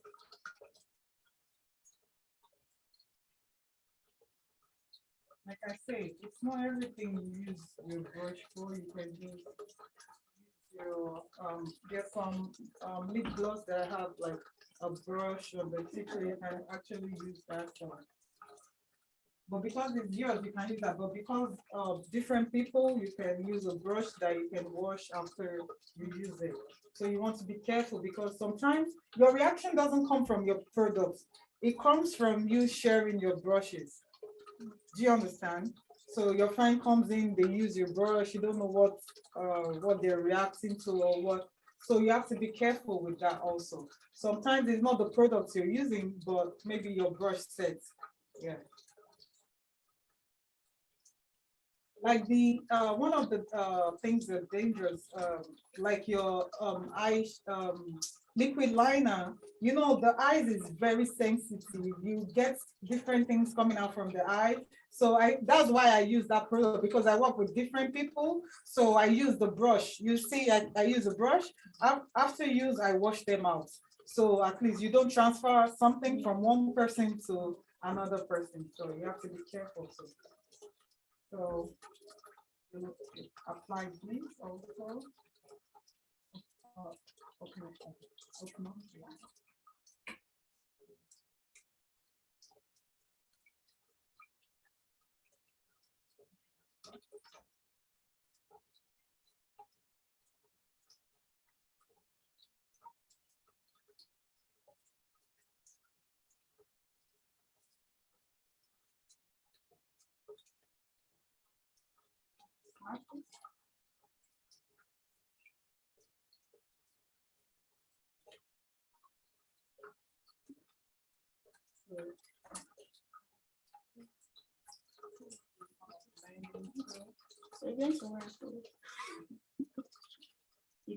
So why I'm blending it so that there is no line between, you can see, like you can see the line and the lipstick. So you want to blend the lipstick into the liner. So you just blend.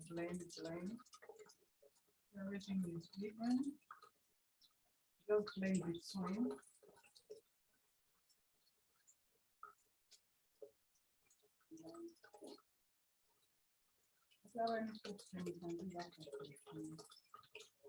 And you don't understand anything with that. There is something you've done, you're not sure of. Okay. So then you can just put the lip gloss. So you can see we don't have something to, you can just take this for classes, so even for study. I know it is. Yes, I know what you're coming to say. Yeah.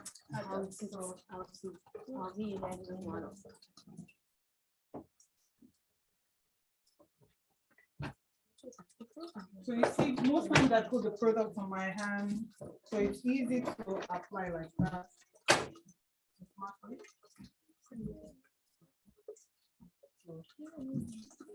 How does it look? Hold on. Oh, I know. Okay, so the last thing I want to do is line under our eyes. Oh, So this is the highlight also to define the eyes. Like professional stuff. Yes. Not for the not for beginners, but for newbies. I mean, the most important thing is that brows. You can get your brows, and you're able to. I know you know, like teenagers and young girls your age would go do the lashes, the one that they do at the salon, and it's usually expensive. That one lasts for a while. Oh, wow. Like, Uh-uh. brows. No, because I really want to, no, because like I like in grade 6, I got made fun of that I didn't have any brows because they You look at blended, this. they blended into my face so I much. had a Okay, nickname right. called So- Geometry Kid. Okay, so